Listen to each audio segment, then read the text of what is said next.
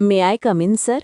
नाजूक आवाज ऐकून विराज देशमुख यांनी आपल्या फाईलमधून नजर वर केली आणि समोर उभ्या असलेल्या मुलीकडे पाहत आत येण्याची परवानगी दिली.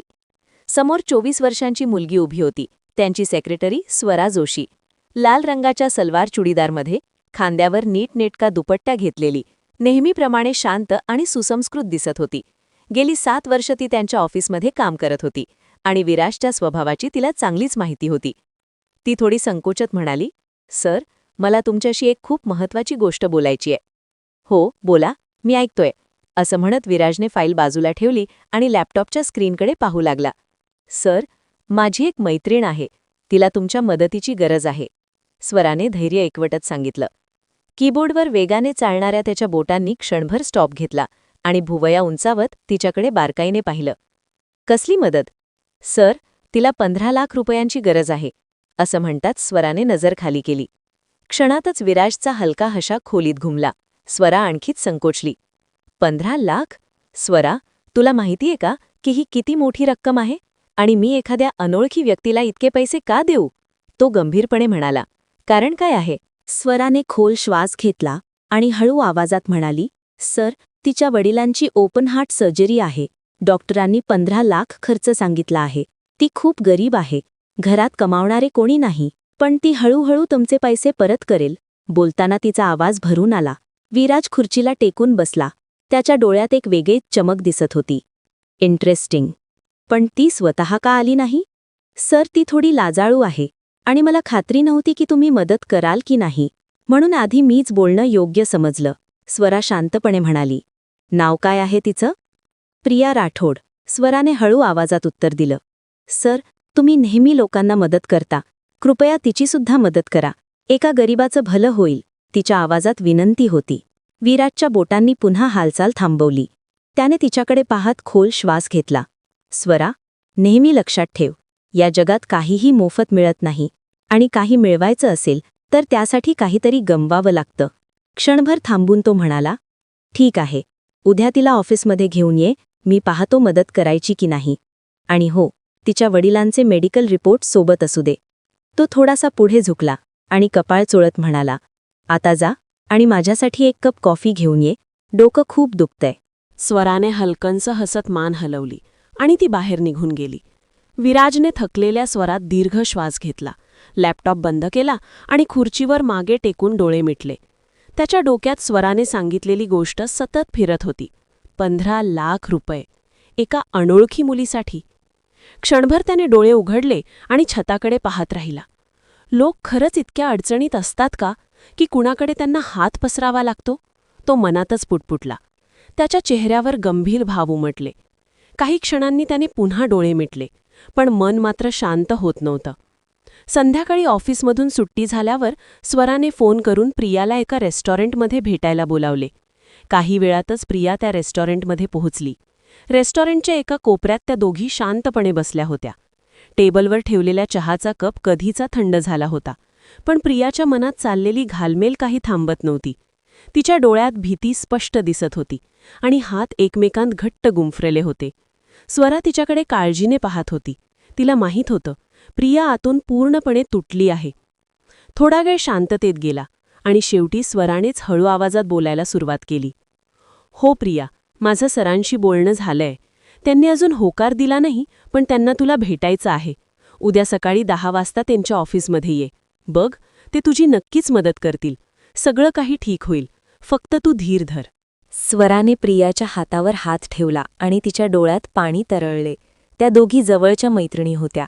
त्या एकाच शाळेत आणि कॉलेजमध्ये एकत्र शिकल्या होत्या. त्या एकमेकींना सर्व काही सांगायच्या आणि एकमेकींची परिस्थिती व समस्या त्यांना चांगल्या प्रकारे माहीत होत्या. स्वरा, मला खूप भीती वाटतेय, माझे बाबा ठीक होतील ना? ती रडक्या आवाजात म्हणाली. यावर स्वराने तिला मिठी मारली. काळजी करू नकोस, जीवन आणि मृत्यू परमेश्वराच्या हातात आहेत. आपण फक्त प्रयत्न करू शकतो. काका ठीक होतील. स्वराने तिला धीर दिला. आणि हो, काकांचे मेडिकल रिपोर्ट सोबत घेऊन ये. काळजी करू नकोस, विराज देशमुख हे खूप चांगले माणूस आहेत. आजवर त्यांनी खूप लोकांना मदत केली आहे. ते तुलाही नक्कीच मदत करतील. स्वराचे बोलणे ऐकून प्रिया गालातल्या गालात हसली आणि तिने तिचे आभार मानले. तिने तिला मिठी मारली आणि म्हणाली, देव तुझं भलं करो. त्यानंतर त्या दोघी घरी गेल्या, परंतु प्रियाच्या मनात अजूनही भीती होती. पण कुठेतरी आशेचा एक किरण जागृत झाला होता. दुसऱ्या दिवशी सकाळी स्वरा प्रियाला घेऊन आपल्या ऑफिसला गेली. गेटवर पोहोचताच प्रियाने धडधडत्या हृदयाने आरशासारख्या चमकणाऱ्या देशमुख ग्रुप अँड कंपनीजच्या उंच इमारतीकडे पाहिले. स्वराने तिला वारंवार धीर दिला. काळजी करू नकोस प्रिया, फक्त आत जा आणि थेट सरांशी बोल, सगळं ठीक होईल. स्वराने तिचा हात घेतला आणि घट्ट दाबला. यावर प्रियाने हलकीच मान डोलावली आणि स्वरासोबत आत गेली. रिसेप्शनमधून जात त्या विराजच्या केबिनपाशी पोहोचल्या. जड अंतःकरणाने स्वराने दार ठोठावले. त्यानंतर प्रियाला शुभेच्छा देऊन मागे सरकली. तेवढ्यात खोलीच्या आतून एक जड पण स्थिर आवाज आला, कम इन. दार उघडले आणि प्रिया दबक्या पावलांनी आत शिरली. तिच्या साधेपणातही ती खूप आकर्षक दिसत होती. तिची नजर खाली झुकलेली होती आणि तिच्या हातात एक फाईल होती. तो बराच वेळ तिची बोलण्याची वाट पाहत होता. जेव्हा ती काहीच बोलली नाही तेव्हा विराजने आपले डोके वर केले. आपल्या समोर उभ्या असलेल्या मुलीला पाहून क्षणभर त्याच्या चेहऱ्यावर आश्चर्याची लहर उमटली. ती त्याच्या कल्पनेप्रमाणे अजिबात नव्हती. त्याच्यासमोर उभी असलेली मुलगी तिच्या वयापेक्षा खूपच लहान दिसत होती. तिच्या शरीराच्या कंपनाने त्याचे थरथरते हृदय उघड झाले. तिचे डोळे पाणावलेले आणि चमकणारे होते, जणू काही अश्रू कोणत्याही क्षणी ओघळतील. वारंवार आपली बोटे फिरवत ती आपली अस्वस्थता आवरण्याचा व्यर्थ प्रयत्न करत होती. तिचा श्वास वेगाने चालत होता. तिची नजर जमिनीवर खिळली होती. आपल्या खुर्चीला टेकून विराज तिच्याकडे शून्य नजरेने पाहत होता, तर ती असहाय्यता आणि संकोचाच्या कंपनात अडकल्यामुळे त्याच्या डोळ्यात थेट पाहण्याचे धैर्य गोळा करू शकली नाही. तू प्रिया आहेस? विराज देशमुखने त्याच्यासमोर उभ्या असलेल्या मुलीकडे एक खोल नजर टाकली. हो सर, मी प्रिया. आवाज किंचित थरथरला. Please sit. विराजने त्याच्यासमोरच्या खुर्चीकडे इशारा केला. यावर प्रियाने आपली नजर खाली झुकवत हळूच खुर्चीवर बसून रिपोर्ट्स पुढे केले. हे माझ्या वडिलांचे रिपोर्ट्स आहेत साहेब. डॉक्टरांनी सांगितले आहे की शस्त्रक्रिया आवश्यक आहे. शस्त्रक्रिया आणि औषधांसाठी 15 लाख रुपये लागतील. विराजने रिपोर्ट्स घेऊन तपासायला सुरुवात केली. काही क्षण खोलीत शांतता पसरली. फक्त कागदपत्रांच्या सरसरण्याचा आवाज येत होता. त्या शांततेत प्रियाच्या हृदयाची धडधड अधिकच वाढली. थोड्या वेळाने विराजने फाईल बंद केली आणि एक दीर्घ श्वास घेतला. तर तुला माझ्याकडून 15 लाख हवे आहेत? प्रियाने असहाय्यपणे मान डोलावली. होय साहेब, मला माहीत आहे की ही खूप मोठी रक्कम आहे, पण माझ्याकडे दुसरा पर्याय नाही. मी तुमची परतफेड करण्याचा पुरेपूर प्रयत्न करेन. तुम्ही माझ्यावर एक उपकारच कराल, ती मान खाली घालून म्हणाली. विराज खुर्चीच्या पाठीला टेकून उभा राहिला. त्याने क्षणभर तिच्या चेहऱ्याकडे निरखून पाहिले. मग तो उठून तिच्या शेजारच्या खुर्चीत बसला. त्याच्या अचानक उपस्थितीने ती दचकली. क्षणभर त्यांची नजरानजर झाली, पण प्रियाने विराजची नजर टाळत मान खाली घातली. 15 लाख देणे ही माझ्यासाठी एक क्षुल्लक गोष्ट आहे, पण म्हणतात ना, प्रत्येक गोष्टीची एक किंमत असते. काही मिळवण्यासाठी काहीतरी गमवावं लागतं. आता प्रश्न हा आहे की तुम्ही हे पैसे परत करू शकाल का? तो किंचित हसला. हे ऐकून प्रियाच्या हृदयाची धडधड वाढली. तिने आश्चर्याने आणि चिंतेने त्याच्याकडे पाहिले. तुम्ही काय म्हणत आहात ते मला कळत नाहीये सर. तुम्हाला काय म्हणायचं आहे? ती घाबरून घाईघाईने म्हणाली. मी वचन देते, मी हे कर्ज हळूहळू फेडेन. ओके, मला पैशांची पर्वा नाही. 15 लाख माझ्यासाठी खूप छोटी रक्कम आहे. मी आजच तुमच्या खात्यात 15 लाख ट्रान्स्फर करेन. तुम्हाला आणखी काही मदत लागली तर मी तीही करायलाही तयार आहे. पण माझी एक अट आहे. तो उठून आपल्या खुर्चीत परत बसला. काय अट सर? तिने काळजीने विचारले. तुम्हाला माझ्याशी करार विवाह करावा लागेल. प्रियाचे शब्द ऐकून जणू काही दगडाचा पुतळा असल्याप्रमाणे ती जागेवरच गोठून गेली. क्षणभर ती हलू शकली नाही. जणू काही तिच्या पायाखालची जमीनच सरकली होती. ती क्षणभर त्याच्याकडे पाहत राहिली. तिच्या डोळ्यात अविश्वास आणि चेहऱ्यावर धक्का होता. मग ती रागाने किंचाळली. तुम्हाला अजिबात लाज वाटत नाही का? एका मुलीशी इतक्या असभ्यपणे बोलताना तिचा आवाज थरथरत होता. मी अशा नीच मानसिकतेच्या माणसाला जीवनसाथी तर सोडाच, क्षणभरसुद्धा सहन करू शकत नाही. विराज देशमुख, मला वाटलं होतं की तू एक चांगली व्यक्ती आहेस, पण तुझी मानसिकता इतकी नीच असेल हे मला माहीत नव्हतं. प्रियाच्या डोळ्यात रागाची चमक आली आणि तिच्या हृदयात तीव्र द्वेष उफाळून आला. जणू काही ती प्रत्येक शब्दाने त्याच्या अपमानाचा बदला घेत होती. विराजने प्रियाच्या रागाकडे आणि नकाराकडे दुर्लक्ष केले. त्याच्या डोळ्यात एक विचित्र आत्मविश्वास आणि अभिमान चमकत होता. जणू काही जगातील कोणतीही शक्ती त्याचा निर्णय बदलू शकणार नाही. प्रिया, तो हळू पण कठोरपणे म्हणाला, मला माहीत होतं की तू हे स्वीकारणार नाहीस, पण लक्षात ठेव, मी जे बोलतोय ती चेष्टा नाही. करार विवाह तुझी निवड नसेल तर तुझी सक्ती असेल. मग तुझ्याकडे नकार देण्याचा कोणताही मार्ग उरणार नाही. त्याचे शब्द प्रियाच्या हृदयावर हतोड्यासारखे आदळत होते आणि ती डोळ्यात अश्रू घेऊन असहाय्यपणे त्याच्याकडे पाहत उभी राहिली. पण विराजच्या चेहऱ्यावर उदासीनता होती. जणू त्याला पूर्ण खात्री होती की त्याच्यासमोरची व्यक्ती त्याचे शब्द नाकारू शकत नाही. तू नीट विचार करायला हवा. तो तिच्या डोळ्यात पाहत किंचित पुढे झुकला आणि म्हणाला, मला तुला वेळ द्यायचा आहे. मी वेळ घालवण्यासाठी लग्न करत नाहीये. मला त्यात काहीही रस नाही. मी मुलं होण्यासाठी लग्न करतोय. माझी भावी पत्नी आई होऊ शकत नाही. आणि आपल्या समाजात एकदा नातं जुळलं की ती आवडो वा न आवडो, ते सर्व परिस्थितीत स्वीकारलं जातं. तो क्षणभर थांबला. मग खुर्चीला टेकून निर्दयपणे म्हणाला, जोपर्यंत तू माझ्या मुलाची आई होत नाहीस, तोपर्यंत हे करारबद्ध लग्न वैध राहील. जसं तू मला वारस देशील तसं हे नातं संपेल. त्यानंतर तू स्वतंत्र होशील. मला तुझ्यावर जबरदस्ती करायची नाहीये. पण तुझ्या वडिलांना वाचवण्यासाठी तुला हा त्याग करायचा आहे की नाही हा तुझा निर्णय असेल. नाहीतर मी हे पैसे तुला असंच मोफत देऊ शकत नाही. तुला हे पैसे 2 वर्षांच्या आत परत करावे लागतील. मला माहीत आहे की 15 लाख रुपये ही इतकी मोठी रक्कम आहे की तुझ्यासारखी मध्यमवर्गीय कुटुंबातील मुलगी 10 वर्षे प्रयत्न करूनही ती परत करू शकणार नाही. तुझ्याकडे 2 पर्याय आहेत. एकतर तू माझ्याकडून पैसे घे आणि 2 वर्षांच्या आत परत कर, किंवा तू माझ्याशी करार विवाह करून मला माझा वारस दे.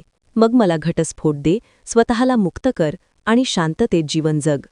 त्याच्या स्वरातील कठोरपणा आणि शब्दांतील कडवटपणाने प्रियाला आतून हादरवून सोडले. तिला काहीतरी बोलायचे होते, पण तिचा आवाज ओठांवरच विरून गेला. विराजने जणू काही तिच्या अटीकडे दुर्लक्ष करत कागदपत्रे उचलली आणि शांतपणे म्हणाला, ओरडून आणि आरडाओरड करून काही उपयोग होणार नाही.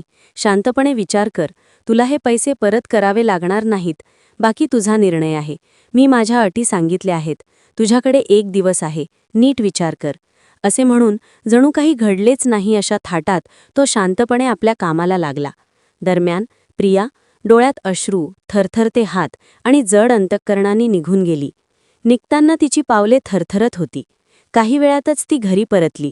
पण विराजचे शब्द तिच्या हृदयावर आणि मनावर इतके जड झाले होते की प्रत्येक श्वास एक यातना बनला होता. घरी पोहोचल्यावर आपल्या खोलीच्या शांततेत उशीत चेहरा खुपसून ती रात्रभर रडली. तिच्या हृदयावर एक ओझे होते जे तिला छिन्न-विछिन्न करत होते. पण तिला माहीत होते की आपल्या वडिलांना वाचवण्यासाठी तिला हे कडू औषध गिळावेच लागेल. तिला हा त्याग करावाच लागेल. फक्त 2-3 वर्षांची बाब आहे. ती स्वतःला समजावत राहिली की ही तिच्या संयमाची परीक्षा आहे.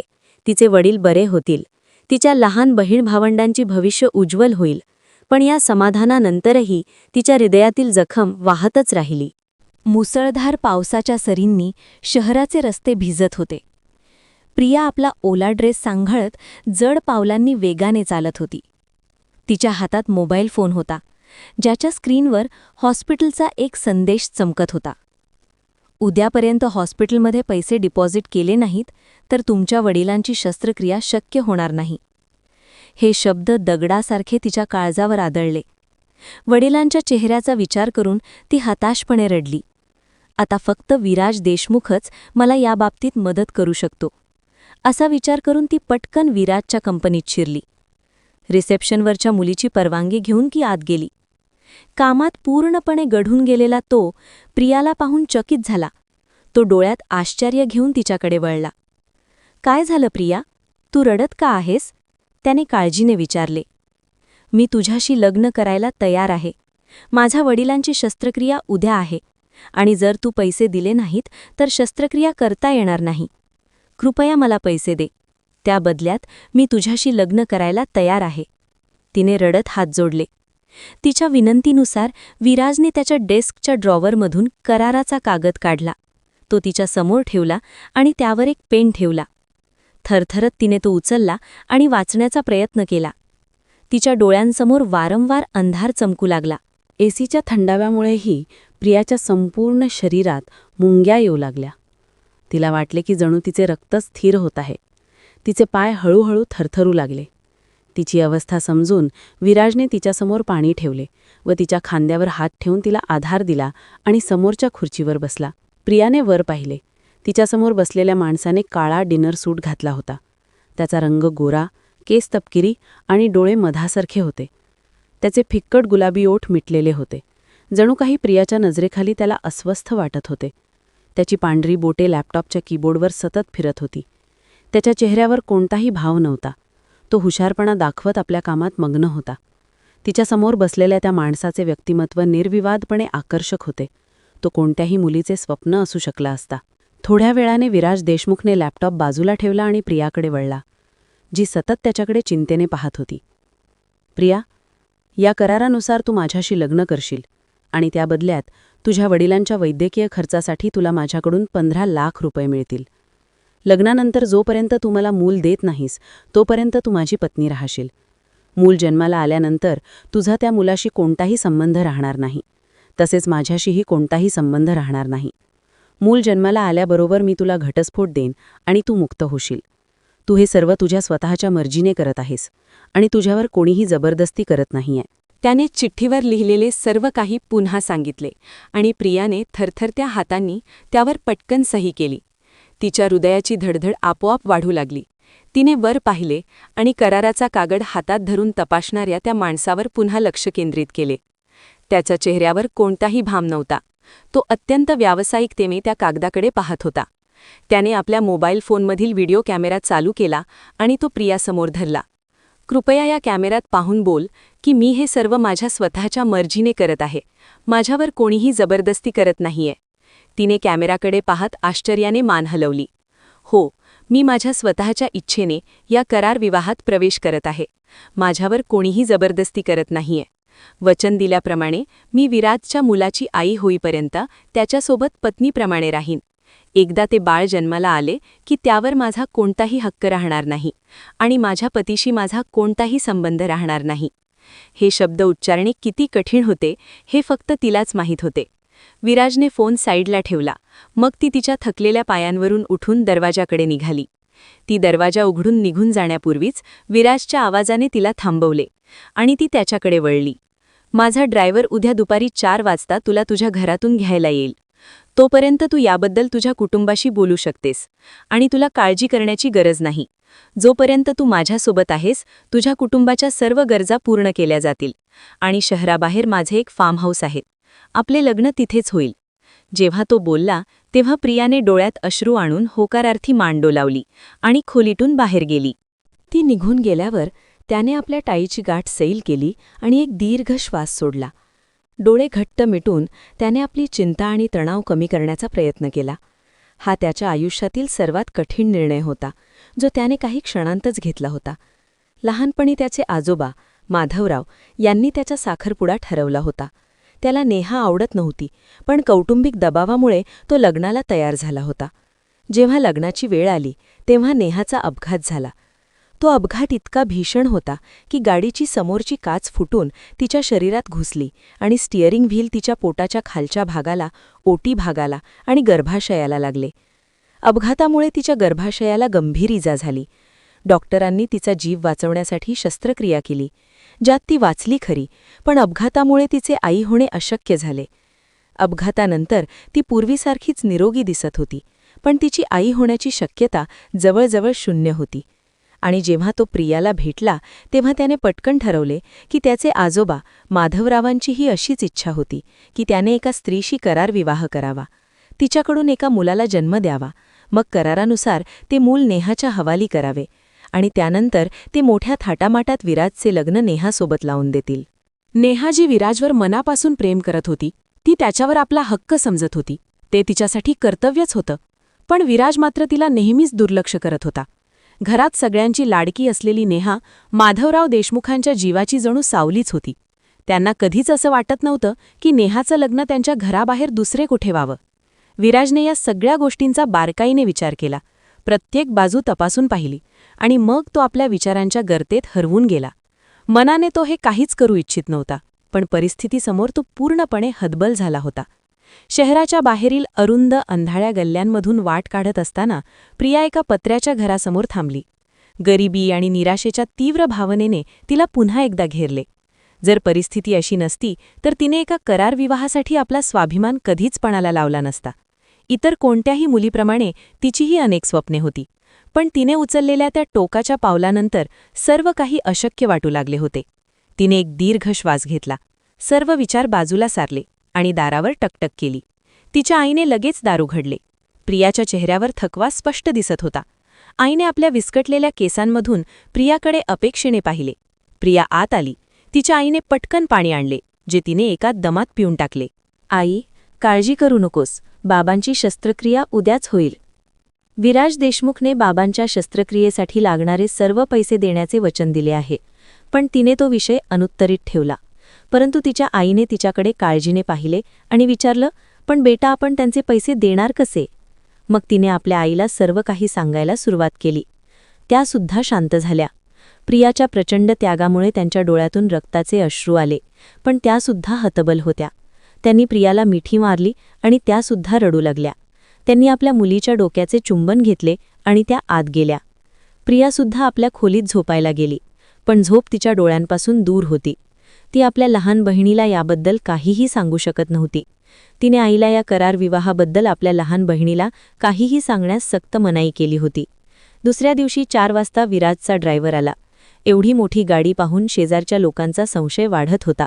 प्रियाला नोकरी मिळाली आहे आणि ती दुसऱ्या शहरात जात आहे असे सांगून तिच्या आईने त्यांना शांत केले. त्यांचे डोळे आश्चर्याने विस्फारले आणि शेजारच्या लोकांनाही दिलासा मिळाला. ती आपल्या लहान भावंडांना प्रेमाने मिठी मारत आईकडे आली. त्या रडत म्हणाल्या, माझ्या बाळा, तू आमच्यासाठी जे त्याग करत आहेस त्यासाठी एक दिवस परमेश्वर तुला त्याचे नक्कीच प्रतिफळ देईल. तिने आपले सामान उचलले आणि गाडीत बसली. तिच्या आईने तिला अनेक आशीर्वाद देऊन निरोप दिला. ती गाडीत बसली. गाडी 3 तास चालली आणि मग संध्याकाळी 7 वाजता गाडी एका मोठ्या फार्म हाऊसमध्ये थांबली. एका नोकराने हलक्या हाताने तिला खोलीकडे जाण्याचा इशारा केला. तो इशारा समजताच प्रिया हळूहळू त्या खोलीत शिरली. आतमध्ये 2 मेकअप आर्टिस्ट तिची वाट पाहत उभ्या होत्या. मॅडम, लवकर आंघोळ करून घ्या, मग आम्ही तुम्हाला लग्नासाठी तयार करतो. तुमचं लग्न 1.5 तासांनी आहे, त्यापैकी एकीने नम्रपणे सांगितलं. प्रियाने शांतपणे मान हलवली आणि बाथरूमकडे निघाली. थोड्याच वेळात ती आंघोळ करून बाहेर आली आणि तिची नजर पलंगावर पडली. पलंगावर सुंदर लाल रंगाचा झगमगता लेहंगा पसरलेला होता. क्षणभर ती स्तब्ध झाली. इतका सुंदर पोशाख तिने कधी कल्पनाही केली नव्हती. हळूहळू तिने तो लेहंगा परिधान केला आणि जेव्हा ती बाहेर आली तेव्हा दोन्ही मुलींनी तिच्या आजूबाजूला फिरत तिचा साज शृंगार सुरू केला. एक मुलगी तिचा मेकअप करत होती, तिच्या चेहऱ्यावर नाजूकपणे रंग चढवत होती, तर दुसरी तिच्या हातांवर आणि पायांवर सुंदर मेहंदी काढत होती. वेळ कसा निघून गेला तिलाही कळलं नाही. आणि मग 1.5 तासानंतर प्रिया पूर्णपणे वधूच्या रूपात सजली होती. तिने हळूच आरशाकडे पाहिलं आणि क्षणभर स्वतःलाच ओळखू शकली नाही. तिची नजर आरशातील त्या प्रतिमेवर खिळून राहिली, जणू ती दुसऱ्या कुठल्या तरी जगात हरवून गेली होती. आज ती खूप सुंदर दिसत होती, पण त्या सौंदर्यामागे दडलेली भीती आणि अनिश्चितता फक्त तिच्याच मनाला ठाऊक होती. मॅडम, तुम्ही खूप सुंदर दिसत आहात. मी शपथ घेऊन सांगते, नक्कीच विराज सर आज तुमच्या प्रेमात पडतील. ती किंचित हसली. कृपया ही मेहंदी धुवून टाका. आता मेहंदी सुकली आहे. गोंधळून मान हलवात ती ओल्या कापडाने आणि पाण्याने आपली मेहंदी धुवू लागली. थोड्या वेळाने त्या 2 मुली तिला बाहेर घेऊन आल्या, जिथे पुजारी आणि इतर काही जण बसले होते. प्रिया विराजच्या शेजारी मंडपात शांतपणे बसली होती. समोर बसलेले पुजारी विधी सुरू करत होते. हवनकुंडातील ज्वाळा मंदपणे पेटत होत्या आणि त्या पवित्र अग्नीसमोर दोघांचं आयुष्य एकमेकांशी जोडणार होतं. प्रिया राठोड, तुला हा विवाह मान्य आहे का? पुजाऱ्यांनी स्पष्ट आवाजात विचारलं. त्या प्रश्नाने प्रियाच्या छातीत धडधड वाढली. हात थरथर कापू लागले. क्षणभर तिचा श्वास अडकला, पण पुढच्याच क्षणी तिने स्वतःला सावरत हलक्या पण ठाम आवाजात उत्तर दिलं, हो, मान्य आहे. यानंतर कन्यादान, मंगलाष्टक आणि मग 7 फेरे. 7 फेऱ्यांच्या प्रत्येक फेरीसोबत दोघं एका नव्या नात्याच्या बंधनात अडकत होते. एक असं नातं जे फक्त विधींनी नाही तर परिस्थितीने बांधलं होतं. मंगळसूत्र बांधताना आणि कुंकू लावताना प्रियाच्या डोळ्यात नकळत अश्रू दाटले. तो आनंदाचा क्षण होता की वेदनेचा तिलाच समजत नव्हतं. विवाह पूर्ण झाल्यानंतर काही कायदेशीर कागदपत्र प्रियासमोर ठेवली गेली. 2 वकील शांतपणे तिच्याकडे पाहत होते. प्रियाने एक खोल श्वास घेतला. ही कायदेशीर प्रक्रिया कशासाठी आहे हे तिला माहीत होते. ती इतकी पण भोळी नव्हती. या सगळ्याचा अर्थ काय आहे हे तिला चांगलंच ठाऊक होतं. क्षणभर डोळे मिटून तिने पेन उचलला आणि एकामागून एक सर्व कागदांवर सही केली. त्या सहीसोबतच जणू तिने स्वतःच्या आयुष्यावर एक नवं पान उघडलं. कागदपत्रांची प्रक्रिया पूर्ण होताच बाहेर जेवणाची व्यवस्था लावली गेली. लोकांची ये जा आणि शुभेच्छांचा गोंगाट सुरू झाला. पण त्या सगळ्या गडबडीत प्रिया मात्र आतून पूर्णपणे शांत आणि रिकामी झाली होती. लाजेने आणि संकोचाने आपला पदर चेहऱ्यावर हलकासा धरूनच बसली होती. तिने शांतपणे कोणाकडे न पाहता जेवण केलं. जेवणानंतर त्या 2 मुलींनी तिला हळूच उभं केलं आणि एका सुंदर सजवलेल्या खोलीकडे घेऊन गेल्या. दरवाजा उघडताच प्रिया क्षणभर स्तब्ध झाली. संपूर्ण खोली फुलांच्या सुगंधाने दरवळत होती. गुलाबाच्या पाकळ्या, रंगीबेरंगी फुलांची सजावट आणि मंद प्रकाश देणारे नाईट लॅम्प, सगळं काही इतकं सुंदर होतं की तिची नजर तिथेच खिळून राहिली. पलंगावरही फुलांची नाजूक सजावट करण्यात आली होती. प्रिया हळूच जाऊन पलंगावर बसली. तिचा लाल लेहेंगा सभोवती अलगद पसरला होता. तिचं मन जोरात धडधडत होते. भीती, संकोच आणि अनोळखी पुरुष सगळंच एकत्र मिसळलं होतं. ती शांतपणे बसून राहिली, त्याच्या येण्याची वाट पाहत. काही वेळाने दरवाजा हलकेच उघडला. विराज आत आला. त्याने दरवाजा अलगद बंद केला, आपला कोट बाजूला ठेवला आणि थोडा वेळ शांतपणे उभा राहून तिच्याकडे पाहत राहिला. मग तो हळूहळू तिच्या जवळ येऊन बसला. प्रियाच्या हातांवर काढलेली सुंदर मेहंदी आणि पायांवरील नाजूक नक्षी त्याच्या नजरेत भरली. क्षणभर दोघांमध्ये पूर्ण शांतता पसरली. त्या शांततेतच त्यांच्या नव्या नात्याची सुरुवात होत होती. एक असं नातं जे अजूनही अनोळखी होतं, पण आता एकमेकांशी जोडलेलं होतं. विराजने शांत पण थंड आवाजात बोलायला सुरुवात केली. तू तुझ्या घरच्यांना या करार विवाहाबद्दल सांगितलं आहेस ना? कारण मला पुढे कोणताही गैरसमज नको आहे, विशेषतः मुलाच्या बाबतीत. तो काही क्षण थांबला आणि पुढे म्हणाला, जोपर्यंत तू इथे आहेस तोपर्यंत मी तुझ्या घरच्यांशी योग्य वागेन. तुझ्या वडिलांची शस्त्रक्रिया यशस्वी झाली आहे. ते सध्या बेशुद्ध आहेत, पण डॉक्टरांनी सांगितलंय की काही दिवसांत ते पूर्णपणे बरे होतील. प्रियाच्या डोळ्यात क्षणभर आशेची एक हलकीशी चमक उमटली. आणखी एक गोष्ट, विराज पुढे म्हणाला, तू इथून गेल्यानंतर ठरल्याप्रमाणे उर्वरित पैसे तुझ्या खात्यात जमा केले जातील, जेणेकरून तुला पुढे कोणतीही अडचण येणार नाही. त्याचा आवाज आता कठोर झाला. आपलं लग्न प्रेमासाठी झालेलं नाही हे तुला माहीत आहे. त्यामुळे माझ्याकडून कोणत्याही भावनांची अपेक्षा ठेवू नकोस. मला नखरे, रडणं किंवा विनवण्या अजिबात सहन होत नाहीत. तो तिच्याकडे सरळ पाहत म्हणाला, जेव्हा मला गरज वाटेल तेव्हा तू माझ्या जवळ यायचं, कोणताही विरोध न करता. आणि त्या व्यतिरिक्त माझ्या आयुष्यात अनावश्यक हस्तक्षेप करू नकोस. त्या प्रत्येक शब्दाने प्रियाच्या मनावर जखम होत होती. तिने हळूच डोळे मिटले आणि तिच्या गालावरून शांतपणे काही अश्रू ओघळले. क्षणभर सगळं स्तब्ध झालं. विराज उठला आणि खोलीतील दिवा बंद केला. तो आपला शर्ट काढू लागला. अंधारात प्रियाचा हलका तुटका आवाज उमटला, हो, मला सगळं समजलं आहे. तुम्ही काळजी करू नका, सगळं तुमच्या म्हणण्यानुसारच होईल. ती थोडा वेळ थांबली आणि मग अत्यंत वेदनेने स्वतःशीच पुटपुटली, शेवटी तुम्ही मला विकत घेतला आहे ना, आणि विकत घेतलेल्या व्यक्तीला स्वतःचं अस्तित्व ठेवण्याचा अधिकार नसतो. त्या रात्री खोलीत फक्त शांतता होती, पण त्या शांततेत 2 मनं पूर्णपणे वेगवेगळ्या दिशांना तुटत होती. तिची नाजूक भरतकाम केलेली ओढणी एका बाजूला अलगद सरकली होती. प्रिया शांतपणे बसली होती, पण तिच्या मनात वादळ उसळत होतं. विराजने एकदाही तिच्याकडे नीट पाहिलं नाही. तिच्या सौंदर्याचं, तिच्या भावनांचं, कशाचंच त्याला काहीच भान नव्हतं. त्याने तिच्याकडे पाहण्याची तसदीही घेतली नाही. त्याने तिची स्तुती केली नाही, तीही केवळ स्वतःच्या स्वार्थासाठी. तो फक्त स्वतःच्या विचारांत आणि उद्देशात हरवलेला होता. प्रियाच्या डोळ्यात नकळत अश्रू दाटले. तिच्या मनगटातल्या बांगड्या हलक्या आवाजात खणखणल्या आणि त्या शांत खोलीत तो आवाज अधिकच ठळक वाटला. विराजने त्रासलेल्या स्वरात चेहरा दुसरीकडे वळवला. त्या बांगड्या आणि जड दागिने काढ. मला हा आवाज आवडत नाही आणि आजपासून असे दागिने घालायची गरज नाही. त्याचा कठोर आवाज अंधारात घुमला, प्रियाने हलक्या आवाजात उत्तर दिलं. हो, मी काढते. ती हळूहळू बांगड्या आणि दागिने काढू लागली. प्रत्येक दागिन्यासोबत जणू तिचं एक स्वप्न तुटत होतं. सगळं काढून ती शांतपणे पलंगावर त्याच्यापासून थोडं अंतर ठेवून आडवी झाली. तिचं शरीर हलकं थरथरत होतं, पण ती स्वतःला सावरत होती, कणखर राहण्याचा प्रयत्न करत. क्षणभर शांतता पसरली. विराजचा आवाज पुन्हा आला. तुझा लेहंगा काढ. प्रियाने मान हलवली. हो, पण याच्या दोऱ्या मागे आहेत. अंधारात मला काढता येणार नाहीत. मी बाहेर उजेडात काढून येते. ती उठायला लागली. नको, तसंच राहू दे. मी सोडवतो. ती परत खाली बसताच तो तिच्या जवळ बसला आणि तिच्या ब्लाऊजच्या नाड्या सोडवू लागला. त्याने थोडा वेळ प्रयत्न केला, पण त्याला ते जमले नाही. म्हणून त्याने आपली सगळी ताकद एकदम लावून त्या फाडून टाकल्या. ब्लाऊज फाटून चिंधी झाली. प्रिया स्वतःच्याच लाजिरवाण्या अवस्थेत मोठ्याने ओरडली. आणि मग विराजने तिच्या लेहंग्याचेही तसेच केले. ती तिथे एका निर्जीव बाहुलीसारखी बसली होती आणि त्याने तिला पलंबावर ढकलले. ती पाठीवर सपाट पडली. तो तिच्यावर वाकला. तिच्या संपूर्ण शरीरावर चुंबन घेऊ लागला.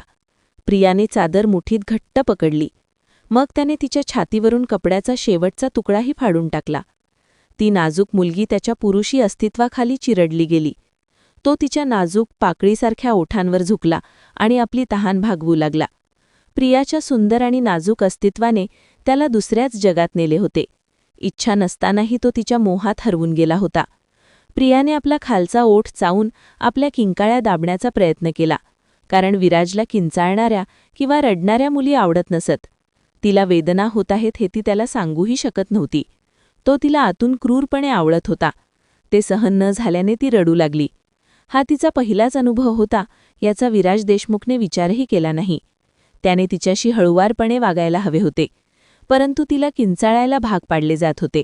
प्रियाच्या रडण्याचा आणि हुंदक्यांचा आवाज खोलीभर घुमत होता. तिच्या डोळ्यातून अश्रू वाहू लागले, पण विराजला काही पर्वा नव्हती. तो आपली सगळी ताकद तिच्या नाजूक अस्तित्वावर ओतत होता. प्रियाची उपस्थिती त्याच्यासाठी दिलासा देणारी ठरत होती. जेव्हा ती सकाळी 5 वाजता उठली तेव्हा खोली पूर्णपणे अंधारलेली होती. तिने दिवा लावला, भिंतीला टेकून ती वॉशरूममध्ये आली आणि अंघोळ करायला गेली. थोड्या वेळाने विराजसुद्धा उठला. तो पांघरूण काढून उठणार इतक्यात अंथरुणावर लाल डाग पाहून त्याने तोंडातून शब्द काढले आणि मग पॅन्ट व शर्ट घालून आपला कोट उचलून तो खोलीतून बाहेर गेला. अंघोळ करून ती खोलीत आली तेव्हा तिच्या लक्षात आले की तो निघून गेला आहे. क्षणभर ती तिथेच उभी राहिली. तिच्या मनात अनेक भावना दाटून आल्या. तिने स्वतःला सावरलं, मग शांतपणे देवासमोर बसली, प्रार्थना केली. त्या प्रार्थनेत तिचं मन थोडंसं हलकं झालं. यानंतर तिने खोली आवरली, सगळं पूर्वीसारखं नीट केलं आणि थकलेल्या शरीराने पुन्हा एकदा पलंगावर आडवी झाली. तीव्र वेदना आणि त्रासामुळे ती रात्रभर नीट झोपली नव्हती. तो थकून भागून शहरातील आपल्या बंगल्यावर गेला. बंगल्यात गेल्यावर खोलीजवळ पोहोचताच त्याला नेहा समोर बसलेली दिसली. त्याला माहीत होतं की लग्नाची बातमी ऐकल्यापासून ती रात्रभर झोपली नव्हती. जी मुलगी नेहमी नीटनेटकी राहायची ती आज एका साध्या टी-शर्ट आणि नाईट पॅन्टमध्ये, विस्कटलेल्या केसांनी आणि सुजलेल्या डोळ्यांनी इथे बसली होती. लहानपणापासून तिने ऐकलं होतं की विराज देशमुख फक्त तिचाच आहे, पण आज तो दुसऱ्या कोणाचा तरी झाला होता. तो नजर चुकवत खोलीकडे जाण्यास वळला, पण नेहाच्या थरथरत्या आवाजाने त्याचे पाऊल तिथेच थांबले. विराज, आता तू तिच्याजवळ जाणार नाहीस. एकदाच झालं ते पुरेसं आहे. तुझ्यावर फक्त माझाच हक्क आहे. ती रागाने आणि असहाय्यतेने ओरडली. विराजने डोळे मिटले, जणू तो स्वतःलाच सावरत होता. नेहा, तू समजून घेण्याचा प्रयत्न का करत नाहीस? मी हे सगळं माझ्या इच्छेने नाही, परिस्थितीमुळे करतोय. त्याचा आवाज दडपलेला होता, पण त्यातली तडप स्पष्ट जाणवत होती. परिस्थिती? नेहा कटू हसली. तिच्या डोळ्यात अश्रू दाटले होते. मग माझं काय? माझ्या भावना काहीच नाहीत का? तू माझ्यावर प्रेम करतोस असं म्हणायचास ना? मग आज हे सगळं कसं? विराज काही क्षण शांत राहिला. त्याच्याकडे उत्तर नव्हतं, किंवा कदाचित तो उत्तर द्यायला तयार नव्हता. हे प्रेम नाही नेहा, ही एक जबाबदारी आहे, तो शेवटी शांतपणे म्हणाला. त्या एका वाक्याने नेहाचं मन पूर्णपणे तुटलं. तिच्या डोळ्यांतून अश्रू ओघळले आणि ती हळूहळू मागे सरकत भिंतीला टेकली. दोघांच्याही मनात हजारो प्रश्न होते, पण उत्तर एकही नव्हतं. तो थेट खोलीत गेला आणि डोळे मिटून पलंगावर कोसळला. त्याला थोडी विश्रांती हवी होती. तो रात्रभर झोपला नव्हता. दुपारी तो बाथरूममध्ये जाऊन शॉवरखाली उभा राहिला. पाण्याच्या धारा त्याच्या चेहऱ्यावर आणि शरीरावर पडत होत्या. नकळतपणे त्याचे मन प्रियाभोवती फिरत होते. त्याने डोळे मिटताच प्रियाच्या किंकाळ्या आणि हुंदके त्याच्या कानात घुमत होते. तो क्षण एखाद्या शापासारखा त्याच्या हृदयात आणि मनात रिंगाळत होता. त्याच्या चेहऱ्यावरून अश्रूंच्या धारा वाहत होत्या, पण खरी वेदना त्याच्या डोळ्यांत होती. त्याला माहीत होते की त्याने ते करायला नको होते. प्रिया निरागस, असहार्य होती. तो तिच्या सान्निध्यात इतका हरवून गेला होता की तो भानावर नव्हता, आणि त्याला माहीत होते की तिच्याशी हळुवारपणे वागण्याऐवजी तो क्रूरपणे वागला होता. बाहेर येऊन त्याने टॉवेलने आपले केस पुसले आणि टॉवेल बाजूला फेकला. सर्व विचार झटकून तो ताजातवाना होऊन खाली आला. नेहा वगळता बंगल्यातील सर्वजण जेवणाच्या टेबलाजवळ होते. माधवराव देशमुखांनी गंभीरपणे विचारले, तुम्ही त्या मुलीकडून करारावर सही करून घेतली आहे का? बाळणपणानंतर ती या आधारावर तुम्हाला किंवा आम्हाला ब्लॅकमेल करू शकते, याची शक्यता जास्त आहे. विराजने नकारार्थी मान हलवली. हो, सगळं झालं आहे, काळजी करू नका. मी फार्महाऊसमधल्या सगळ्या नोकऱ्यांना तिची काळजी घ्यायला सांगितलं आहे. विराजचे आजोबा शांतपणे जेवायला बसले, तर विराज अस्वस्थपणे बाजू बदलत होता. फार्महाऊसवर घालवलेल्या रात्रीबद्दल तो अनिच्छेने विचार करू लागला. त्याला खूप शांत वाटले होते. त्या शांततेच्या आठवणीने तो अस्वस्थ झाला. त्याचे मन प्रियाच्या सान्निध्यासाठी तळमळत होते, पण त्याने ते सर्व विचार झटकले, तयार झाला आणि बंगल्यातून बाहेर पडला. पुढे एक आठवडा उलटून गेला, पण विराजने प्रियाच्या जवळ जाण्यास नकार दिला. तिची विचारपूस करण्यासाठी तो रोज नोकरांना बोलवत असे, पण त्याच्या मनातील अस्वस्थता कमी होण्याऐवजी वाढतच होती. त्याला वारंवार सर्व काही सोडून तिच्याकडे जावेसे वाटत होते, पण हट्टीपणा आणि संयमाच्या ओझ्याखाली दबून तो स्वतःला व्यस्त ठेवण्याचा प्रयत्न करत होता. तो बंगल्यात परतला, पण तिथेही त्याच्या मनाला शांती मिळाली नाही. त्याच्या भावनांची तीव्रता अस्वस्थ करणारी होती. अंथरुणावर पडून असतानाही प्रियाचा विचार क्षणभरही त्याच्या डोक्यातून जात नव्हता. त्याला नाईलाजाने आपली खोली सोडावी लागली, आणि नेहाने त्याला रात्री उशिरा बंगल्यातून बाहेर पडताना पाहिले. तिच्या हृदयाने पुन्हा एकदा रक्ताचे अश्रू ढाळले. प्रियाबद्दलचा तिचा द्वेष आणि मत्सर अधिकच तीव्र झाला. पहाटे 2 वाजता विराज फार्महाऊसच्या गेटवर आला. तो हळूच येऊन आपल्या खोलीत शिरला. दार बंद होण्याच्या आवाजाने प्रिया दचकली आणि भीतीने उठून बसली. तू आहेस का विराज? तिने हळू आवाजात विचारले. तिच्या अचूकतेने विराजला आश्चर्य वाटले. तुला कसं कळलं? खोलीत तर अंधार आहे. तो हळूच पलंगाजवळ गेला, आपला शर्ट काढला आणि बाजूला ठेवला. हो, मी तुला तुझ्या अंगाच्या सुगंधावरून ओळखलं, ती हळू आवाजात म्हणाली. क्षणभर थांबून थोडीशी घाबरत ती पुढे म्हणाली, मी तयार आहे, तुम्ही बेडवर या. तो थांबला आणि हळू आवाजात म्हणाला, नाही, तू फक्त माझी कंबर दाब. मी आज खूप थकलो आहे. माझं शरीर शांत झाल्यावरच मी तुझ्याजवळ येऊ शकेन. आठवडाभर तिच्या मनात असलेली अस्वस्थता नाहीशी झाली होती. हो, मी दाबते, ती हळू आवाजात म्हणाली. मग संकोचात त्याच्या बाजूला बसली आणि त्याची कंबर दाबू लागली. ती बराच वेळ तशीच त्याची कंबर दाबत राहिली. विराजने वळून सरळ बसायचा प्रयत्न केला, पण प्रिया गडबडत त्याच्यावरच पडली. तो क्षण त्या दोघांसाठीही विचित्र होता. त्यांच्या श्वासांचे वेगवान ठोके एकमेकांच्या अस्तित्वात विलीन होऊ लागले. खोलीतील शांत वातावरण त्यांच्या जवळ येणाऱ्या श्वासांनी भरून गेले होते. विराजने अर्धवट नशेत विचारले, तुला इथे भीती वाटत नाही ना? प्रिया थोडी हसली. नाही, तू आहेस ना? तिच्या त्या साध्या उत्तराने विराजच्या चेहऱ्यावर हलकी स्मितरेषा उमटली. तो तिच्या थोडा जवळ सरकला. तिच्या हृदयाची धडधड वाढली, पण यावेळी त्या धडधडीत भीतीपेक्षा एक वेगळी चोड होती. त्याने हळूच तिच्या केसांवरून हात फिरवला. पहिल्यांदा मी थोडा चुकीचा वागलो होतो, तो शांतपणे म्हणाला. माफ करशील ना? प्रिया काही क्षण त्याच्याकडे पाहत राहिली आणि मग हलकेच मान हलवली. विराजने तिला अलगद आपल्या मिठीत घेतलं. त्या मिठीत आता कठोरपणा नव्हता, तर एक प्रकारची ऊब आणि जपण्याची भावना होती. प्रियाही हळूहळू रिलॅक्स झाली आणि त्याच्या जवळ सरकली. खोलीत काही क्षण फक्त शांतता आणि त्यांच्यातील जवळीक राहिली. काही वेळानंतर विराज थकून पलंगावर आडवा झाला, पण प्रियाला अजून झोप येत नव्हती. ती त्याच्याकडे पाहत राहिली. अचानक तो पुन्हा तिच्याकडे वळला आणि तिला हलकेच जवळ घेतलं. काय झालं? अजूनही जागी आहेस? त्याने हसत विचारलं. थोडंसं विचित्र वाटतंय, ती हळूच म्हणाली. तो तिच्या कपाळावर हलकंसं चुंबन ठेवत म्हणाला, मी आहे ना, काळजी करू नकोस. त्या क्षणी प्रियाच्या चेहऱ्यावर हलकं समाधान उमटलं. ती त्याच्या छातीत डोकं टेकवत शांत झाली. सकाळचे कोवळे किरण खिडकीतून आत येत होते. विराज जागा झाला आणि त्याने डोळे चोळले. आज तो उशिरा उठला होता. तो सहसा सकाळी 8 वाजता उठायचा. आज दुपारचे 12 वाजले होते. जेव्हा त्याची नजर त्याच्या शेजारी झोपलेल्या व्यक्तीवर पडली तेव्हा त्याच्या हृदयाची धडधड वाढू लागली. त्या क्षणी तो चकित झाला. कोणी इतके सुंदर कसे असू शकते? तो किती क्षण हालचाल करू शकला नाही हे त्याला कळले नाही. काळ्या रेशमासारखे लांब, दाट आणि रेशमी केस तिच्या कमरेपर्यंत पसरले होते. त्यांच्यावर पडणाऱ्या प्रकाशामुळे त्यांची चमक वाढत होती. ती त्याचे डोके आपल्या हातावर ठेवून शांत झोपेत होती. जेव्हा विराज हलला तेव्हा ती थोडीशी वळवळली, म्हणून त्याने हळुवारपणे तिचे डोके उशीवर ठेवले आणि स्वतः टिकटिकी बांधत तिच्या आकृतीकडे पाहू लागला. नाजूक गुलाबी ओठ, दुधाळ रंग, केसांचा एक लहानसा झुपका, तिच्या कपाळावरच्या घामाच्या हलक्या थेंबांमुळे ती अधिकच मोहक दिसत होती. ती त्याच्यासाठी अगदी योग्य वाटत होती. विराजला वाटले की ही मुलगी त्याच्या आयुष्यातील सर्वात सुंदर भेट आहे आणि आता तो तिला कधीही सोडू शकणार नाही. पहिल्याच भेटीत त्याचे हृदय प्रेमात पडले. तो पुढे झुकला आणि हळुवारपणे आपले ओठ तिच्या ओठांवर टेकवले. तिच्या ओठांवर स्मितहास्य उमटले. तो अंथरुणावरून उठला आणि आंघोळ करण्यासाठी बाथरूममध्ये गेला.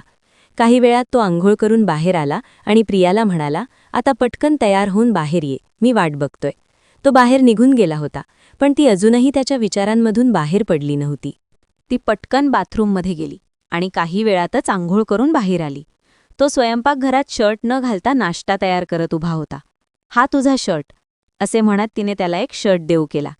तो हसला आणि त्याने तो घेतला व घालू लागला. खालची 3-4 बटणे लावल्यावर तो पुन्हा कामाला लागला. एका क्षणात त्याने तिच्यासमोर ऑमलेट, ब्रेड आणि पराठा ठेवला. त्याने 2 कपांमध्ये चहा ओतला आणि तो खुर्चीवर बसला. ती अजूनही आपली बोटे चाटत होती. तिच्या या कृतीने विराजला खूप वाईट वाटले. प्रिया, मी आज सर्व नोकरांना सुट्टी दिली आहे, त्यामुळे तुला काळजी करण्याची गरज नाही. फार्म हाऊसवर कोणीही नाही. त्याच्या हलक्या फुलक्या बोलण्याने तिचा संकोच दूर झाला होता. आता ती न डगमगता प्रतिसाद देत होती. एका सुंदर आणि समाधानकारक दिवसानंतर तो तिला फार्म हाऊसवर सोडून पुन्हा शहरातील आपल्या बंगल्यावर परतला, जिथे माधवराव देशमुख नेहाकडून त्याच्या तक्रारी समजून घेत होते. विराज, तू रोज फार्म हाऊसवर काय करतोस? तू त्या महिन्याभरातील मुलीचा प्रेमात पडला आहेस का? माधवराव देशमुखांनी नजर टाळत विचारले. तुम्ही हे काय बोलताय? आमच्या लग्नापासून मी फक्त एकदाच तिच्याजवळ गेलो आहे. काल रात्री माझी एक खूप महत्त्वाची फाईल तिथे राहिली होती. मला त्यावर काम करायचं होतं, म्हणूनच मी तिथे गेलो होतो. मी तिच्या जवळसुद्धा गेलो नाही. मी दुसऱ्या खोलीत बसून काम करत होतो आणि थोडा वेळ झोपलो आणि आवरून परत आलो. मी तिचा चेहरासुद्धा पाहिला नाही. आता मी निघायला हवं, तो नेहाकडे वळून दातोट खात म्हणाला. बाबा, तो खोटं बोलतोय. तो काल रात्री 1 वाजता बंगल्यातून निघून गेला. ती रागाने ओरडली. नेहा, तुला का कळत नाही? मला त्या मुलीच्या जवळ जाण्याची अजिबात इच्छा नव्हती. मी नाईलाजाने गेलो होतो. आता नेहा, जर तू माझ्याशी अशी उद्धटपणे बोललीस तर मी शपथ घेतो की मी तुझ्याशी कधीही लग्न करणार नाही. मी तुझा उद्धटपणा सहन करतो याचा अर्थ असा नाही की तू काहीही बोलू शकतेस, तो रागाने म्हणाला. ठीक आहे विराज, रागवू नकोस. तू रोज तिच्याजवळ जाणार नाहीस. ती त्याच्या शर्टच्या बटनांची खेळू लागली. विराजचा धीर सुटला. त्याने एक उसाचा टाकला आणि म्हणाला, बरं, जर मी तिच्याजवळ गेलो नाही तर आकाशातून एक बाळ पडेल. तुला काही अक्कल आहे का? तिला आयुष्यभर असेच फार्म हाऊसवर बसून ठेवायचे का? आणि एकदा का आपलं लग्न झालं की मी तिच्याजवळ जाईन तेव्हाच तिला बाळ होईल. तुला हे कडू औषध गिळावेच लागेल. नाहीतर जर तू रोज बाबांकडे माझ्याबद्दल अशीच तक्रार करत राहिलीस तर स्वतःसाठी दुसरा पुरुष शोध. मला तुझ्याशी लग्न करायचे नाही. त्याने तिचे बोलणे मध्येच थांबवले आणि तो निघून गेला आणि ती डोळ्यात अश्रू घेऊन विराजला जाताना पाहत राहिली. जर तो अपघात झाला नसता तर ती सुद्धा आज आई झाली असती. मी विराजला सर्व सुख देऊ शकले असते. काळजी करू नकोस नेहा, तो तुझ्याशी लग्न करेल. काळजी करू नकोस, फक्त धीर धर. तो हे सर्व तुझ्यासाठीच करत आहे. माधवरावांनी तिला हे समजावून सांगितले आणि ती बाहेर पाहून मान हलवत गप्प झाली. आता तो क्वचितच बंगल्यात यायचा. जास्त करून तो फार्म हाऊसवरच राहायचा. त्याला भेटायला संकोच करणारी प्रिया हळूहळू संकोच सोडून देऊ लागली. तो थेट ऑफिसमधून यायचा. कधीकधी ते जेवायला बाहेर जायचे तर कधीकधी खरेदीला जायचे. तो तिची शक्य तितकी काळजी घेण्याचा प्रयत्न करत होता. त्यांच्या लग्नाला 2 महिने झाले होते आणि आता ती गरोदर होती. विराज तिला आनंदी ठेवण्याचा प्रयत्न करत होता. तिला त्रास होऊ नये याची तो काळजी घेत होता. तो तिच्या खाण्यापिण्याची काळजी घेत होता व तिला वेळेवर औषधं देत होता. त्याची इच्छा होती की त्याने काही महिने प्रियासोबतच घालवावे आणि मग त्यांचे लग्न संपुष्टात येईल. प्रिया तासनतास बसून यावर विचार करत असे. हे ठिकाण सोडल्यावर तिचे आयुष्य कसे असेल याचा ती विचार करत असे. तिने एका करार लग्नाच्या नावाखाली स्वतःला 15 लाख रुपयांना विकले होते. या काही महिन्यांनंतर ती अपवित्र होणार होती. तिच्या दुसऱ्या पतीला देण्यासाठी तिच्याकडे काहीही उरणार नव्हते. तिने ठरवले होते की हे ठिकाण सोडल्यावर ती स्वतःचे छोटेसे दुकान उघडेल आणि एकांतवासात स्वतःला झोकून देईल, जिथे तिला विराजची किंवा तिच्या मुलाची आठवणही येणार नाही. या विचारानेच तिचा आत्मा थरथर कापत असे. ती पुन्हा कधीही लग्न करणार नव्हती, कारण तिला प्रतिशोधाची भीती होती. आणि जर तिने लग्न केलेच तर तिच्या दुसऱ्या पतीला कळेल की ती कुमारी नाही. तिने मनाशी पक्का निश्चय केला होता. विराज देशमुख तिच्या आयुष्यातून निघून गेल्यानंतर ती दुसऱ्या कोणत्याही पुरुषाला आपल्या आयुष्यात येऊ देणार नव्हती. तिने आपल्या तारुण्याची सर्वात मौल्यवान भेट विराज देशमुखला दिली होती. त्यामुळे ती दुसऱ्या कोणत्याही पुरुषाला स्वतःला फसवू देणार नव्हती. दिवस असेच तंद्रीत जात होते. ती विराज देशमुखला तासनतास झोपलेला पाहत असे. जणू काही त्या देखण्या पुरुषाकडे टक लावून पाहण्याशिवाय तिला दुसरे काहीच काम नव्हते. ती विराजकडे मनसोक्तपणे पाहत असे, जणू तिला त्याचे प्रत्येक वैशिष्ट्य डोळ्यात कैद करायचे होते. तो चेहरा तिला पुन्हा कधी पाहायला मिळेल की नाही हे कोणास ठाऊक. आणि कधीकधी तिच्या हृदयात प्रेमाची एक लाट उसळत असे. आपल्या गर्भात वाढणाऱ्या बाळाचा विचार करून ती तासनतास रडत असे. मला माफ कर माझ्या बाळा, तुझ्या आईला माफ कर, मी हतबल आहे. या विचारांमध्ये हरवून गेल्यामुळे 9 महिने कधी निघून गेले हे तिला कळलेच नाही. 9 महिन्यांनंतर प्रियाला रुग्णालयात नेण्यात आले. ती घामाने थपथपलेली होती, वेदनेने व्याकुळ होती. विराज तिचा हात धरून तिला धीर देत प्रत्येक पावलावर तिच्या पाठीशी उभा होता. काही तासांच्या यातनांनंतर अखेरीस तिने एका निरोगी मुलाला जन्म दिला. जेव्हा विराजने त्या लहानग्या बाळाला आपल्या हातात घेतले तेव्हा त्याचे डोळे आनंद आणि वेदनेने भरून आले. तो क्षण कदाचित त्याच्या आयुष्यातील सर्वात अनमोल क्षण होता. पण जेव्हा त्याच्या मनात हा विचार आला की त्याला आता प्रियापासून कायमचे वेगळे व्हावे लागेल, तेव्हा त्याने मुठी आवळल्या. वेदनेने त्याचे डोळे लाल झाले होते. त्याला माहीत होते की जर त्याने प्रियाला आपल्यासोबत ठेवण्याबद्दल बोलले तर घरात गोंधळ निर्माण झाला होईल. तो तिच्याशिवाय जगू शकत नव्हता आणि आताही तो तिला सोडू शकत नव्हता. प्रिया आई झाल्याची बातमी घेऊन नोकर आधीच माधवराव देशमुखांकडे पोहोचले होते. त्यामुळे संपूर्ण कुटुंब रुग्णालयाकडे धावले. मोठ्या हॉलमधील पावलांतील तळमळ आणि चेहऱ्यांवरील गंभीरतेने प्रियाचे हृदय पिळवटून गेले. ती पलंगावर अशक्तपणे पडली होती, विराजकडे पाहत होती, ज्याच्या चेहऱ्यावरही वेदनेच्या खुणा दिसत होत्या. एक असा भाव जो तो अयशस्वीपणे लपवण्याचा प्रयत्न करत होता. माधवराव साहेब पुढे आले आणि त्यांनी बाळाला उचलले. हे बाळ आपले आहे, आपण त्याला बंगल्यात घेऊन जाऊ. ही आपल्या कुटुंबाची रीत आहे आणि हा आपला निर्णय आहे.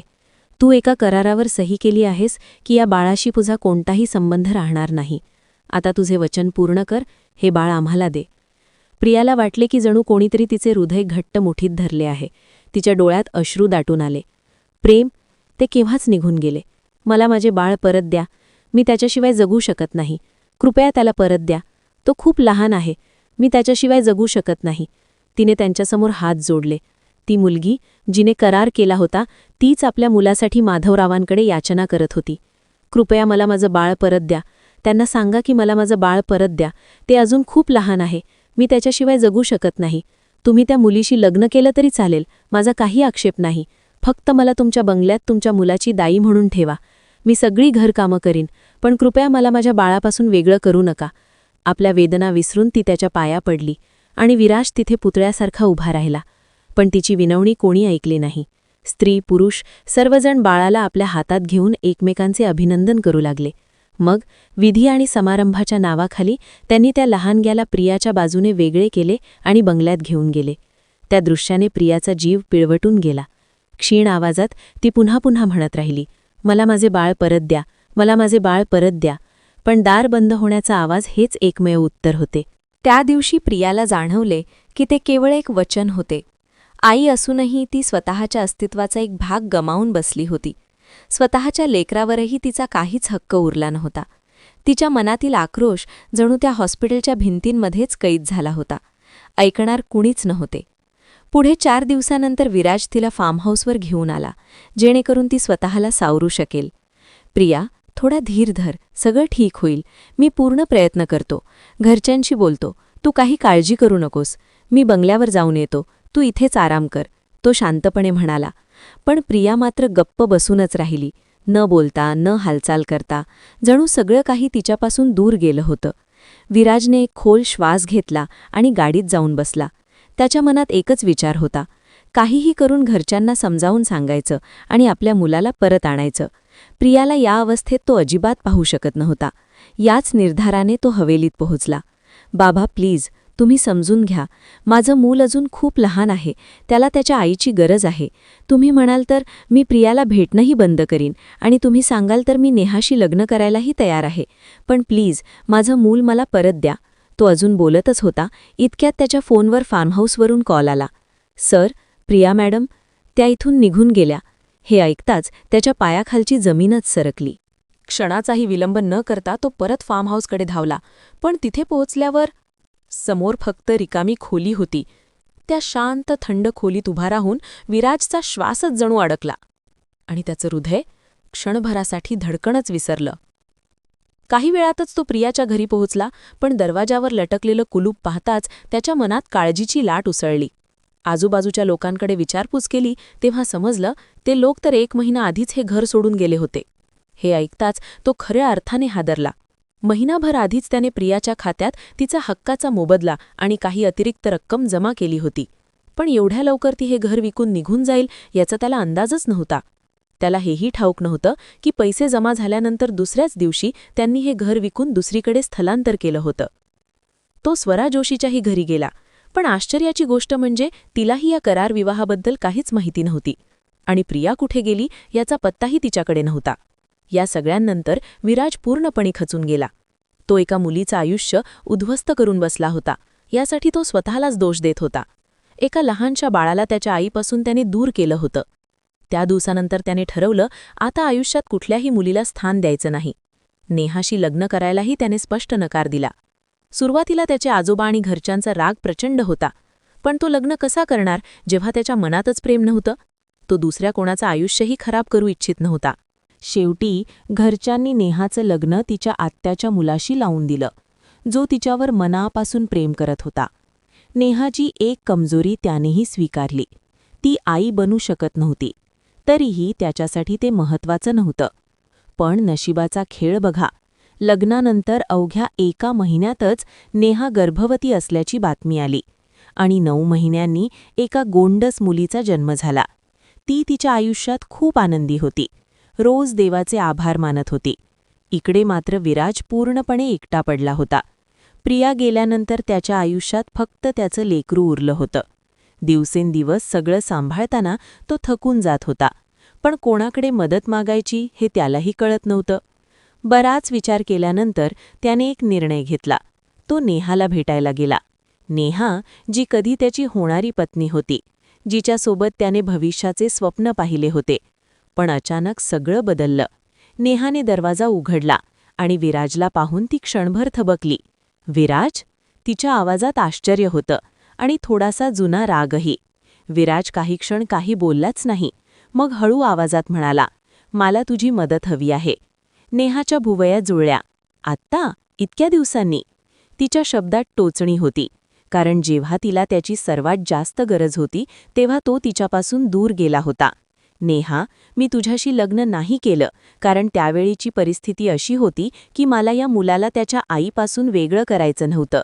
त्यासाठी मला हा निर्णय घ्यावा लागला होता. आता तू देखील एक आई आहे, त्यामुळे तू हे समजू शकतेस. नेहा काही क्षण शांत झाली, कारण तिला वाटत होतं तो तिला सोडून गेलाय. पण आज पहिल्यांदाच ती कारणं ऐकत होती.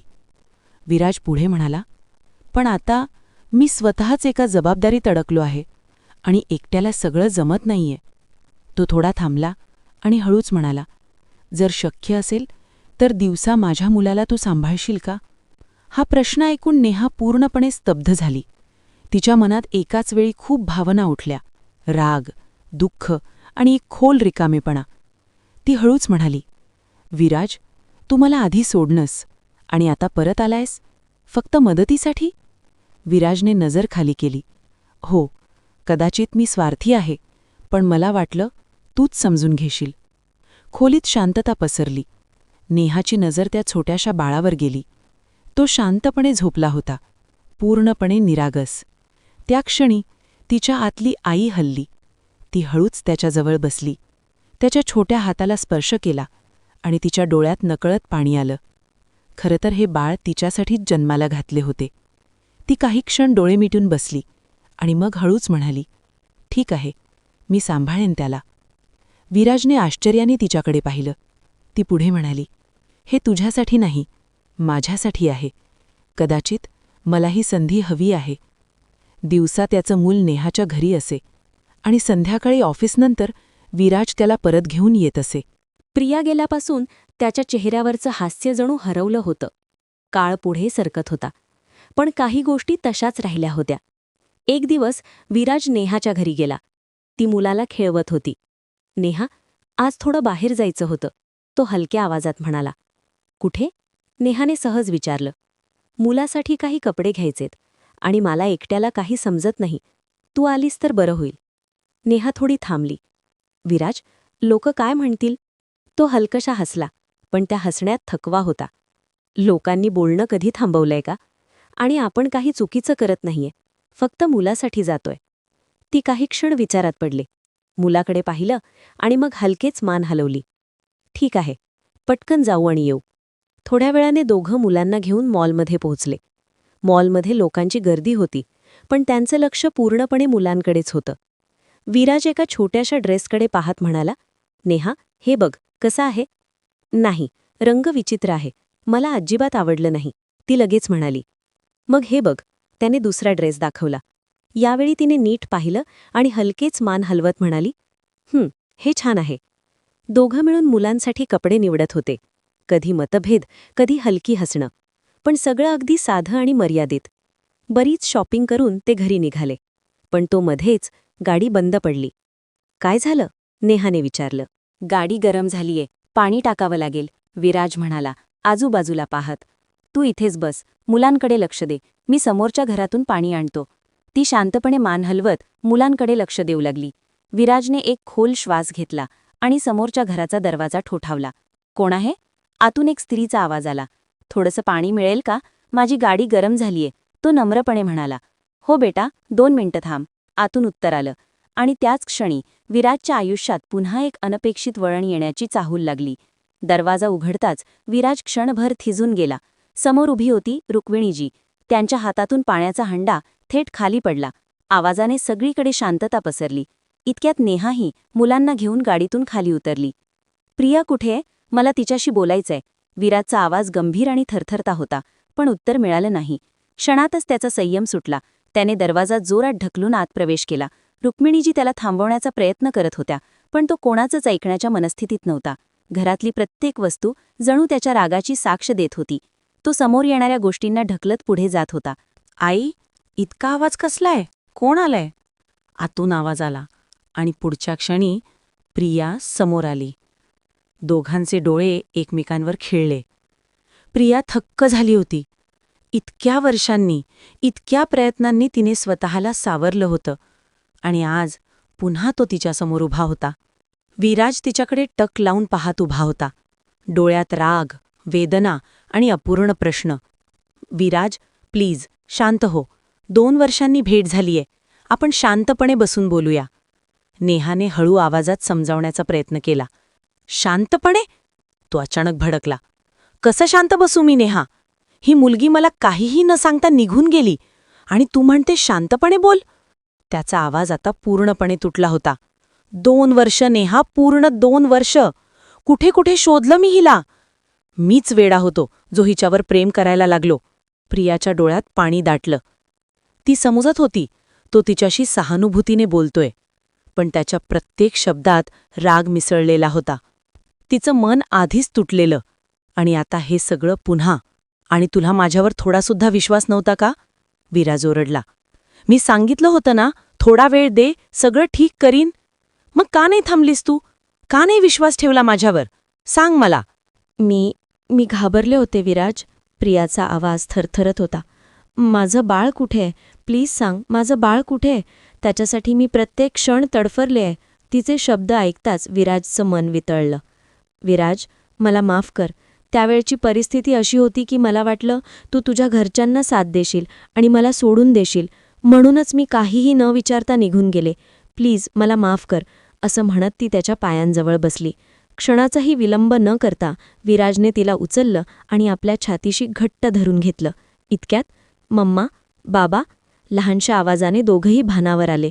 नेहाने छोट्या रोहनला पुढे केलं. माझं बाळ, माझं गोड बाळ. प्रिया वेड्यासारखी त्याला मिठीत घेऊन त्याच्या चेहऱ्यावर प्रेमाने चुंबनांचा वर्षाव करू लागली. विराज तिच्याकडे पाहत हळू आवाजात म्हणाला, मी कधीच तुला सोडण्याचा विचारही केला नव्हता. मी नेहाशी सुद्धा लग्न केलं नाही. विचार तिला, मी फक्त तुझीच वाट पाहत होतो. त्याच्या आवाजातली वेदना आणि प्रेम स्पष्ट जाणवत होतं. प्रिया, मला अजून त्रास देऊ नकोस. परत ये माझ्या आयुष्यात. मला आणि आपल्या मुलाला तुझी खूप गरज आहे, असं म्हणत त्याने तिच्या डोक्यावर हलकं चुंबन दिलं. प्रियाने नजर खाली केली. तिच्या डोळ्यात अश्रू होते. तू पुन्हा मला तुझ्या आयुष्यात जागा देशील? तिने रडत विचारलं. विराज हलकसा हसला. तू कधीच माझ्या आयुष्यातून गेलीच नव्हतीस. या 2 वर्षात मी फक्त तुझ्या आठवणींसोबतच जगलोय. खरं सांगू, मला तर पहिल्याच भेटीत तुझ्यावर प्रेम झालं होतं. त्याचे शब्द ऐकताच प्रिया रडत त्याच्या छातीशी बिलगली. विराजने पुढे होत रोहनला उचलून घेतलं. तेव्हा प्रिया प्रेमाने म्हणाली, किती गोड आहे ना आपलं बाळ. हो, बापावर गेलंय ना, म्हणूनच. विराजने हसत उत्तर दिलं. त्याच्या त्या बोलण्यावर नेहा आणि रुक्मिणीजी हसल्या आणि त्या हसण्यात प्रिया आणि विराजचं हसूही मिसळलं. रुक्मिणीजींनी डोळ्यात पाणी आणत हात जोडले. देवा, माझ्या मुलीचं आयुष्य असंच आनंदात राहू दे. आणि त्या घरात अनेक वर्षांनी पुन्हा एकदा सुख, समाधान आणि प्रेम परत आलं. मित्रांनो, खऱ्या प्रेमाने जोडलं गेलेलं जीवनसाथीचं नातं आयुष्याला आनंदाने भरून टाकतं. ही कथा कशी वाटली कृपया कॉमेंट सेक्शनमध्ये मला नक्की कळवा. ही कथा पूर्णपणे काल्पनिक आहे. कथेचा उद्देश केवळ मनोरंजन नाही तर सामाजिक संदेश देणे देखील आहे. अशा आणखी रोमांचक कथा ऐकण्यासाठी कृपया माझ्या चॅनलला सबस्क्राईब करा, व्हिडिओ लाईक करा आणि शेअर करा. धन्यवाद. आभारी आहोत.